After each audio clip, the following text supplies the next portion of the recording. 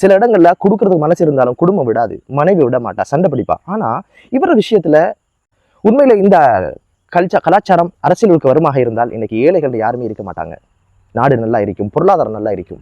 முந்தி பழைய காலங்களில் சொல்லுவாங்க, எங்களுக்கு படிப்பிச்சதெல்லாம் யாழ்ப்பாணத்து ஆசிரியர்கள் அப்படின்னு சொல்லுவாங்க ஐயா. அப்படி உலகத்திற்கு என்ன, இலங்கை வாழ் மக்களுடைய கல்வியில் புரட்சி ஏற்படுத்திய ஒரு சமூகம் ஐயா. இன்னைக்கு நோயற்று ஆரோக்கியமாக நல்ல பொருளாதாரத்தோடு சந்தோஷகரமாக நீங்க வாழணும். உங்களுக்கு இந்த ஆபத்து வராமல் இருக்க மீசான் டிவி நேயர்களுக்கு அஸ்ஸலாமு அலைக்கும் வரஹ்மத்துல்லாஹி வபரகாத்துஹு. உங்கள் மீது சாந்தியும் சமாதானமும் உண்டாவதாக.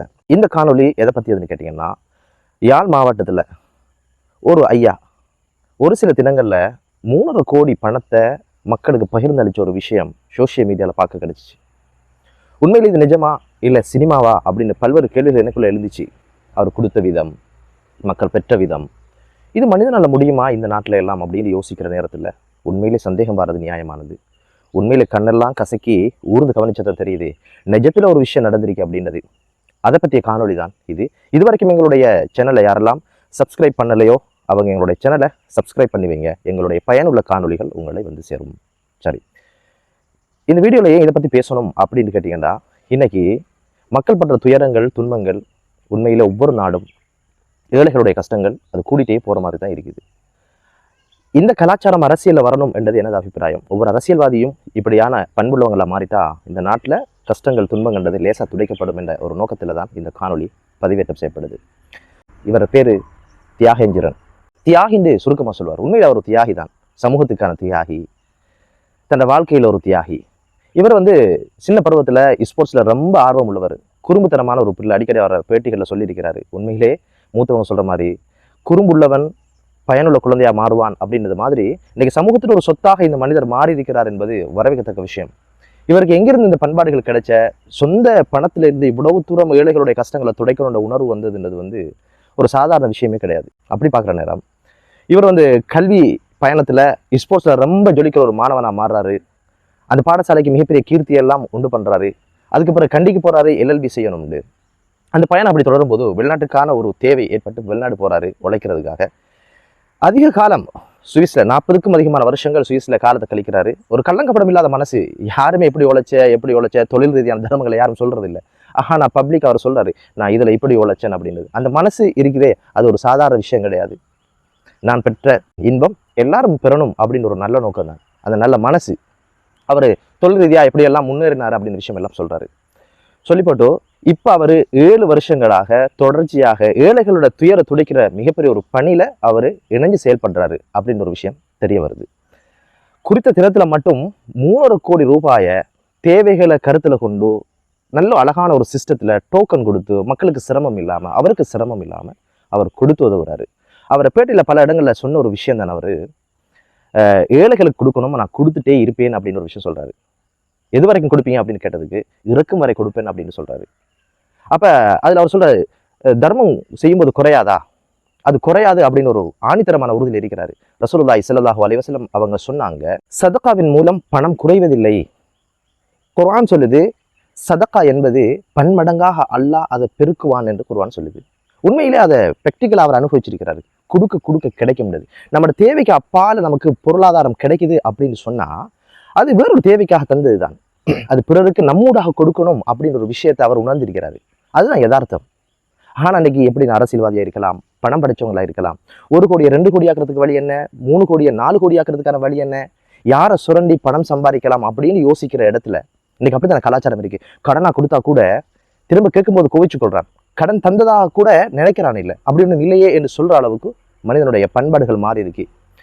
பார்ட்னராக வியாபாரம் செய்யும் போது துரோகம், தனது தொழிலாக இருந்தாலும் பிறரை எப்படியாவது குழியில தள்ளி பணம் சம்பாதிக்கின்ற சுயநலம் இருக்குதா, இல்லை என்று சொல்ற மனோன் இல்லை. இதுக்கெல்லாம் இடையில இந்த ஐயா தன் பொருளாதாரத்திலிருந்து அள்ளி வாரி கொடுக்கிறாருண்டா இந்த மனோநிலை உண்மையிலே வாழ்த்தப்பட வேண்டியது, வரவேற்கத்தக்க வேண்டியது. இந்த ஐயாவோட மனநிலை மட்டுமல்ல, அவருடைய பாரியாருடைய மனநிலை, அவருடைய குழந்தைகளோட மனநிலை எல்லாமே ஒன்றாக இருக்குது. சில இடங்கள்ல கொடுக்கறதுக்கு மனசு இருந்தாலும் குடும்பம் விடாது, மனைவி விட மாட்டா, சண்டை பிடிப்பா. ஆனா இவர விஷயத்துல பார்க்குற நேரம் இதுக்கெல்லாம் அப்பால போய் மனைவியும் அதே மனநிலை, குழந்தைகளும் அதே மனநிலை. இப்படியான ஒரு வரம் கிடைக்கிறதுன்றது உண்மையிலே கடவுளாக இப்படி ஒரு மனிதரை உருவாக்கி மக்கள் துயர் துடைக்கிறதுக்கான ஏற்பாடாக இருக்குமோ என்று நினைக்க தோணுது. ஏன்னு கேட்டா, மகன்மார்களுக்காக சேமிச்சு வச்சிருந்த பணத்தையும் அவர்களே சொல்றாங்க நீங்க தர்மம் செய்யுங்க அப்படின்னு. இவர் கொரோனா சம்பவிச்ச நேரம் இவருடைய சொந்த பணத்திலிருந்து மக்களுக்காக மக்களுடைய கஷ்டங்களை போக்குறதுக்கு கொடுத்திருக்கிறாரு அரசாங்கத்துக்கு. அதே போல மகள் சுவிஸ்ல இருந்து அங்கிருந்து பணம் திரட்டி கிட்டத்தட்ட 100 கோடி அரசுக்கு கொடுத்திருக்கிறதா சொல்றாரு. உண்மையிலே இன்னைக்கு அரசு பணத்துல களவெடுக்கிற கலாச்சாரம், அரசு பணத்தை சுரன்ற கலாச்சாரம், பொதுமக்களுடைய பணத்துல வாழுகின்ற அனுபவிக்கின்ற இந்த கலாச்சாரத்துல இந்த குடும்பம் வித்தியாசமா இருக்கிறது மிக முக்கியமா கவனிக்கப்பட வேண்டிய விஷயம். எல்லாரும் மனநிலை அதுதான். ஐயாட மனநிலை உண்மையில் ஒரு சிறு குழந்தை போல தியாகின்னு அவர் தியாகியே தான். கருமித்தனம் நிறைஞ்ச உலகத்துல தாராள மனசு படைச்சு இப்படி தர்மம் செய்யறதுன்றது உண்மையில் பாராட்டுக்குரிய விஷயம். இன்னைக்கு அவர் ஒரு ரோல் மாடலாக எடுத்துக்கிறது எம்ஜிஆர் என்று சொல்லப்படுகின்ற சினிமா துறையில பிரபலியமாகி அரசியலை கால் பதிச்சவர். இன்னைக்கு தமிழ் மக்களிடையே மிகப்பெரிய ஒரு ஆசனத்தில் உட்கார்ந்திருக்கிறவர் அவர். அவரை வீட்டுக்கு யாராவது போனா நீ சுகமா இருக்கியாப்பா அப்படின்னு கேட்க மாட்டாராம், நீ சாப்பிட்டியாப்பா அப்படின்னு தான் கேட்பாராம். அவரை வீட்டுக்கு போன யாருமே கை நனையாம வயிறார உண்ணாம திரும்பி வரமாட்டாங்களாம். உண்மையிலே இந்த 2 பண்புகள், ஏழைகளோடு இருத்தல், ஏழைகளை மதித்தல், உணவளித்தல் என்ற ஒரு விஷயம் உண்மையில ஐயாட்ட இருக்கிறதுன்றது எம்ஜி ராமச்சந்திரனை ரோல் மாடல் எடுத்திருக்கிறீங்க. உண்மையில இந்த கலாச்சாரம் அரசியலுக்கு வருமாக இருந்தால் இன்னைக்கு ஏழைகள் யாருமே இருக்க மாட்டாங்க. நாடு நல்லா இருக்கும், பொருளாதாரம் நல்லா இருக்கும். உண்மையில உங்களோட பணியை நான் பார்த்த வகையில ஒரு 3 வகையா நீங்க பாக்குறீங்க, பிரிச்சிருக்கீங்க. 1, ஆரோக்கியமான உணவை கொடுக்கணும் அப்படின்னு ஒரு விஷயம், வாழ்வாதாரத்தை கொடுக்குறீங்க. 2வது கல்விக்கு உதவி செய்றீங்க. 3வது ஒரு மருத்துவ ஹாஸ்பிட்டலை கட்ட போறீங்க.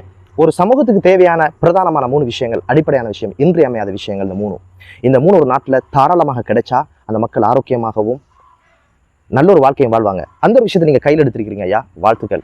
நீங்க சொன்னீங்க, நான் இறுதியாக பிரிஞ்சு போகும்போது என் உடலிலிருந்தே உயிர் பிரியும் பொழுதோ என் 2 கைகளை நீங்க வெளியில தொங்க போட்டு தான் கொண்டு போகணும் அப்படின்னு ஒரு விஷயத்த சொல்லியிருந்தீங்க. பாட கட்டும் போது அப்படிதான் கட்டணும்னு சொல்லி. துல்கர்ணைன் என்பவர் உலகத்தை ஆண்டவர்கள் ஒருத்தர், முழு உலகத்தினுடைய ஆட்சியும் கொடுக்கப்பட்டிருந்தது.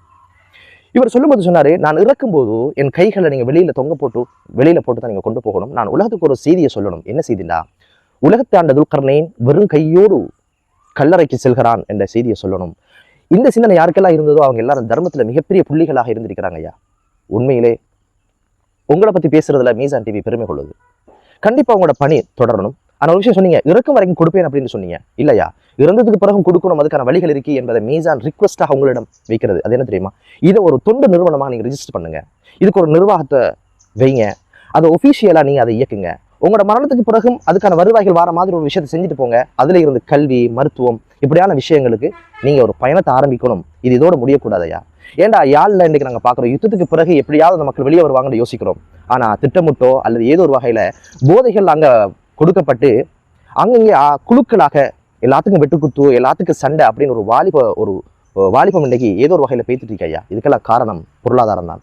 சரியான தொழில் கிடையாது. நல்ல ஆளுமை உள்ள குழந்தைகள், நல்ல கெட்டித்தனமான குழந்தைகள், நல்ல வாலிபர்கள் ஐயா, அவங்களை வழிபடுத்தணும், நெறிப்படுத்தணும். அதுக்கு ஒரே ஒரு வழி, தொழில்நுட்பம் சார்ந்த கல்வியை கொடுங்க ஐயா. அதுக்கான ஒரு நிறுவனத்தை நீங்க நிறுவுங்க. மீசான் சொல்லுகின்ற ஒரு ரிக்வஸ்ட் என்ன ஐயா தெரியுமா, நீங்க ஒரு கல்வி நிறுவனத்தை, அதுவும் தொழில்சார் கல்வியை நீங்க நிறுவுங்க ஐயா. அந்த குழந்தைகளோட எதிர்காலம் நல்லா இருக்கும். அது உங்களுக்கு சிரமமான விஷயம் இல்லை. எனவே இப்படியான நல்ல அறப்பணிகளை நீங்க செய்வீங்க. நல்ல அபிப்பிராயம் எங்களுக்குள்ள இருக்கு ஐயா. ரொம்ப சந்தோஷமா இருக்கு. உங்களை மாதிரி நல்லுள்ளம் படைச்சவங்க அந்த மக்களுக்கு உதவி செய்யணும் ஐயா. அவங்களோட கஷ்டங்கள், துயரங்கள் எல்லாம் போகணும். இந்த போதை கடுமையான சூழல் இல்லாமல் போகணும். கல்வி சார்ந்த ஒரு சமூகமா மாறணும் ஐயா. முந்தி பழைய காலங்களில் சொல்லுவாங்க, எங்களுக்கு படிப்பிச்சதெல்லாம் யாழ்ப்பாணத்து ஆசிரியர்கள் அப்படின்னு சொல்லுவாங்க ஐயா. அப்படி உலகத்திற்கு என்ன, இலங்கை வாழ் மக்களுடைய கல்வியில் புரட்சி ஏற்படுத்திய ஒரு சமூகம் ஐயா. இன்னைக்கு முகவரி இல்லாம இருக்குது. புலம்பெயர்களாகவே வெளிநாடுகளே வாழ்றாங்க ஐயா. கொஞ்சம் பேர் இருக்கிறாங்க ஐயா. அவங்களோட வாழ்க்கையை நீங்க சீர்தூக்கி பார்க்கணும் என்பது எங்களுடைய ரிக்வஸ்ட். எனவே உங்களுடைய பணி ஒரு நெறிப்படுத்தப்பட்டதாக பயணிக்கணும் என்பதுதான் எமது அபிப்பிராயம். அதை நீங்க கச்சிதமா செய்வீங்க. அந்த நல்ல மனசு உங்களுக்கு இருக்குது ஐயா. எனவே ரசூலுல்லாஹ் சொன்னாங்க, ஒரு மனிதனுடைய உள்ளத்துல சந்தோஷத்தை ஏற்படுத்துவதுதான் மிகப்பெரிய வணக்கம் என்று சொன்னாங்க. எனவே உணவளித்தல் என்பது, மருத்துவம் கொடுத்தல் என்பது, கல்வி என்பது இந்த சமூகத்தினுடைய ஒரு பேஸ்மெண்ட். இந்த ஒரு விஷயத்துக்காக நீங்க ஒரு பயணத்தை தொடங்கியிருக்கிறீங்க. உங்களை வாழ்த்துகிறோம். உங்களுடைய ஆயுள் நாள் நீண்டதாக இருக்கணும். உங்களுடைய பொருளாதாரம் இன்னும் வளரணும். அதனூடாக ஏழைகளுடைய துயரையும் துன்பத்தையும் நீங்க துடைக்கணும் ஐயா. எந்த ஒரு ரிக்வெஸ்டோடு மிகப்பெரிய ஒரு பிரார்த்தனையை, நோயற்று ஆரோக்கியமாக நல்ல பொருளாதாரத்தோடு சந்தோஷகரமாக நீங்க வாழணும். உங்களுக்கு இந்த ஆபத்து வராமல் இருக்க நாம் வணங்குகின்ற கடவுளையும் நாங்கள் பிரார்த்தனை செய்து கொள்கிறோம். உங்களுடைய பணி தொடரணும் என்ற வாழ்த்தோடு மற்றும் ஒரு காணொலியிலே உங்கள் அனைவரையும் சந்திக்கும் வரை விடைபெறுகிறேன். அஸ்ஸலாமு அலைக்கும் வரஹ்மத்துல்லாஹி வபரகாத்துஹு.